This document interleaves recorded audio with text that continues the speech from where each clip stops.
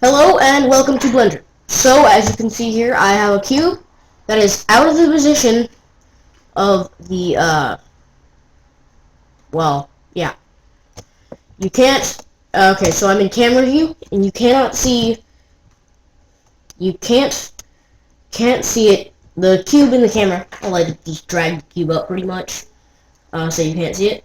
But, anyways, I'm going to show you how to correct that much simpler than how most people think you have to do it. So, most people think you would have to drag it up and then view camera, and there you can see it. But that's not centered nice, so you drag it up a little more, like you think that'll look good, so you camera and it's a little to the left, so you have to drag it that way some, and then you view camera and it's still a little that way, so you have to drag it that way even a little bit more, and then view camera, and then you have to go the other way a little bit because that's just a little bit off still, so you have to take it and go that way, and then you also have to go down a little bit, and then you view camera,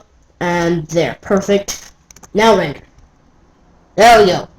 Beautiful. I got that in the perfect spot, right? But did you see how long it took me? Oh, and I like cycles render better. I like always use it because you can see the cube.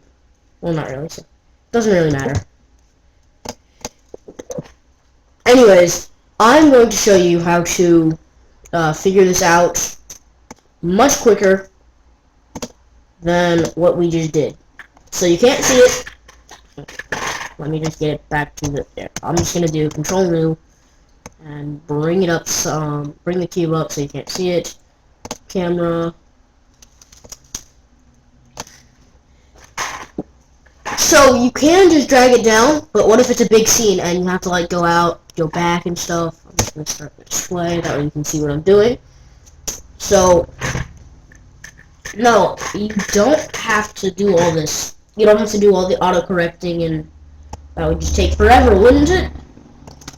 That would take such a long time. So, no, that's not all what you have to do. So, say I didn't have that, or that, we don't need either one. I'll even take this side and just pretty much hide it. That didn't work. Okay, let me see. You... No. That way? Yeah, that didn't work too well.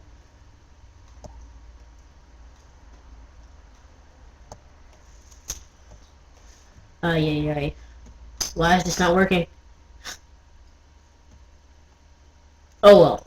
So, I sorta kinda messed that up.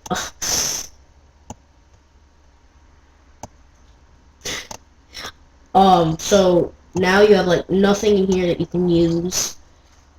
What do? Well, you come here, and you come up to here, and it's under view, lock camera to view. So now what that does is, literally when I move around, it moves the camera with me. And you can tell there's a red dotted line around it. So now we can get a much better angle, and however we want, really. So, like, say I wanted a very top view. I can say view top, and that didn't work. View camera, and I can, like, adjust that to the top the very best I can. I go down, and, yeah, I can totally drag it all around. Bring that down a little bit so I can see it. Anyways, it's good for capturing big scenes, too, because you can zoom out and see it. And it's still there. Zoom back in. Anyways, so that's that. That is how to adjust cameras, make the cameras all nice. So yeah.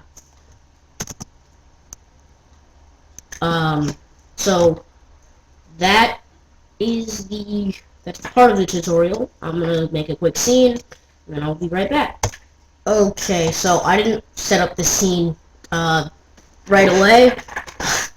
Actually, this was a very, very big, you could say, project that I did for a company. Made a logo. It's a company called Snuggle Art. But yeah, so back to good. We don't need you anymore. So, there you go. So, there. There. Now, the camera's all messed up, and so, yeah. You saw how the camera was all messed up, and these letters are, like, huge, by the way. Just kidding. They're not actually that big.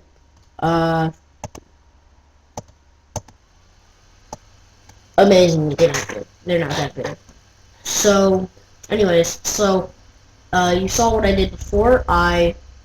Now, you can't just, like, come down here and do, lock camera to view, and then randomly do that. No, you actually have to be in camera view, for it to work. So, it's pointing away in that direction. If I render it, it's just a brown platform thing. Well, grayish platformy thing. So, I come down to here, and position it all nice, and then I can even select it and change the rotation. This is all on, so just setting it up so perfect. So there, the rotation is corrected. X, I. Well, there. So the X does matter for up and down, and then the Z is like that. So I'm just gonna use the Z's, the Z and the X. The Y I've already. There we go. There. So you saw, and then I can drag it around, and like, say if I wanted like a side shot thing without the S in it, or like without the first half of it in it, like say I just wanted art in it, I could go like that at 12, and now I only have art in it. And you should be able to see that momentarily. Sorry, it's all gray. My light isn't very big. There we go. So, they're just art. And then if I wanted to see the whole thing,